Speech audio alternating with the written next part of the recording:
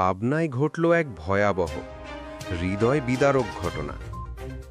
মাত্র ৯ বছরের একটি শিশু হাফসা, যে কয়েকদিন আগে হাসি মুখে বেড়াতে গিয়েছিল নানা বাড়ি, ফিরল মরদেহ হয়ে। চোখে পানি নিয়ে তাকিয়ে আছে পুরো এলাকা।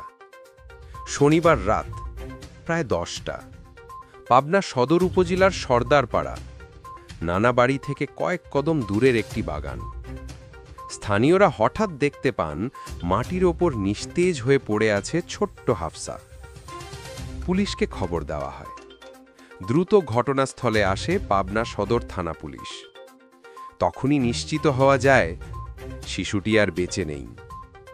হাসি মুখে খেলা করা ৯ বছরের বাচ্চাটি এইভাবে চলে গেল, যা ভাবলেও শরীর কেঁপে ওঠে। হাফসা মালঞ্চ ইউনিয়নের কামারগাঁও গ্রামের হাফিজুর রহমানের মেয়ে, ৩য় শ্রেণীতে পড়ত। কদিন আগে আনন্দ করে বেড়াতে এসেছিল নানা বাড়ি, কিন্তু সেই বাড়ির পাশেই তার জীবনের শেষ মুহূর্ত। ঘটনাস্থল বাগানটি স্থানীয়দের কাছে পরিচিত ছিল বখাটেদের আড্ডার জায়গা হিসেবে।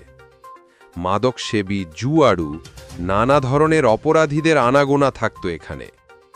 পুলিশের ধারণা, দুর্বৃত্তরা হাফসার কানের দুল ছিনিয়ে নেওয়ার চেষ্টা করে, আর সেই প্রতিরোধেই তাকে শ্বাসরোধে হত্যা করা হয়।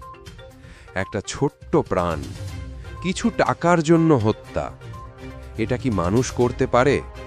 পাবনা সদর থানার ওসি আব্দুস সালাম জানান, ঘটনার পরপরই সন্দেহভাজন 2 যুবককে আটক করা হয়েছে। তাদের জিজ্ঞাসাবাদ চলছে। বাগানে থাকা আলামত সংগ্রহ হয়েছে। তদন্তে আসল রহস্য উদ্ঘাটন হবে শিগগিরই। দর্শক, হাফসার বয়স ছিল মাত্র 9। জীবনের মানে বুঝবার আগেই নৃশংসভাবে তাকে হত্যা করা হলো। দোষীরা যারাই হোক, তাদের যেন আইনের কঠোরতম শাস্তি হয়, এই দাবি শুধু পরিবারের নয়, পুরো দেশের। কমেন্টে আপনার অনুভূতি লিখুন। এ ধরনের অপরাধ ঠেকাতে সমাজকে কি করা উচিত বলে মনে করেন? ভিডিওটি মন থেকে খারাপ লাগলে লাইক দিন, অন্যদের জানাতে শেয়ার করুন, আর সত্যিকারের সংবাদ, যাচাই করা তথ্য পেতে প্রবাহ 24 চ্যানেল সাবস্ক্রাইব করুন।